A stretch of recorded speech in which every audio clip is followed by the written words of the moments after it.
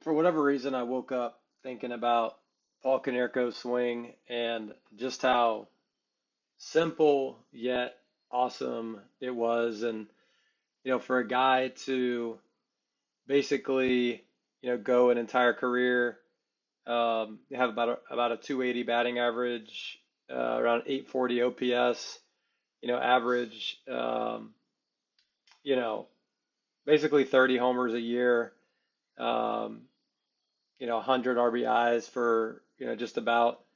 I think we can learn a lot from a guy like this who played 18 years, and obviously, I think he's somewhat underrated in terms of hitters as far as baseball history goes, but certainly not around people that know hitting. And so, one of the I guess just start to call it a few really like things that I think is awesome that he does is first of all, when he picks up his the lower leg of his left foot is just so relaxed. And you can kind of see this like pickup where kind of almost looks like a dead leg just for a second, and he's just not creating a lot of urgency to leave his legs. And so when he lands, he just lands in such a great position in his heels. He's got uh, his knees pointed kind of outwards right here, or I should say his toes kind of pointed outwards. If we were to draw some lines here, some pretty level knees. Obviously, go back like two frames, like right before touchdown. Very level through the knees, very level through the hips, and slightly like downhill with the shoulders. This is just an awesome position here, especially with the bat kind of pointed back at the catcher.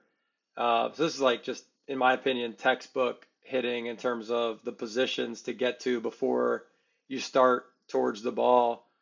Um, and then as we start to kind of just see him make his move towards the ball, I want you to kind of notice, you know, this arm structure here and the hands.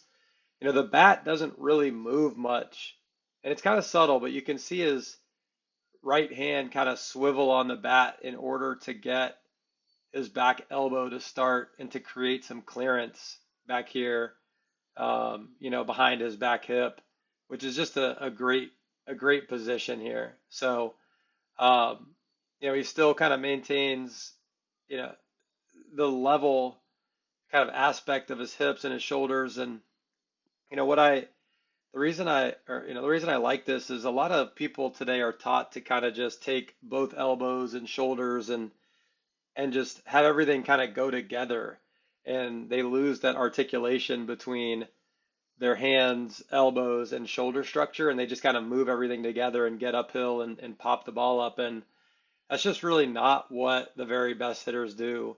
There's a lot of subtle movements here. It's a lot more complex than just kind of everything going at once. And that's just one of the things that I love about his swing is that you can kind of see that kind of work behind him without really a whole lot happening. And this is a slightly distorted view when I get the parallel here, but if we go into this, this front on view, you can really see just how much clearance he has, with uh, his arm structure here.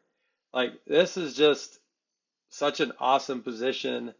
And in order to be able to kind of see this space in between, the arms here, that early and for that long, really just is going to be, a component that's going to help you really hit a lot of pitches at high levels. And, as I or I should say, scrub through a couple more of these frames, one thing that I really notice with a lot of high level hitters is you can't really see it, where the bat is in space here unless I kind of scrub through it, but he has not made contact yet. And he makes contact about right here. He pulls this pitch. But what's awesome is he could make contact here or here or here, he eventually makes it here, and you can see the same kind of view on the right here. If I were to scrub back, is it's I think it's really cool to try to look at hitters and understand where in their swing could they make contact if the ball had beat them or if they were out in front.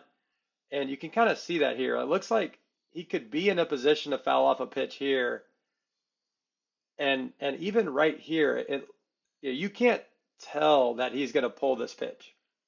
In other words, he could hit this ball, um, here, right here, here.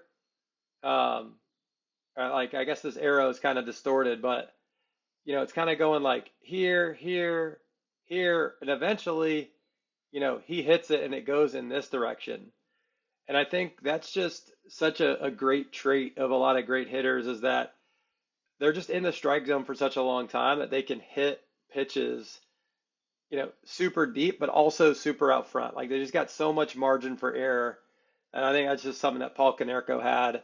At least it feels like in spades. So anyway, that's my recap of Paul Konerko. Just a couple observations. He just does so much so well, and I think there's a lot we can learn from there. So anyway, talk soon.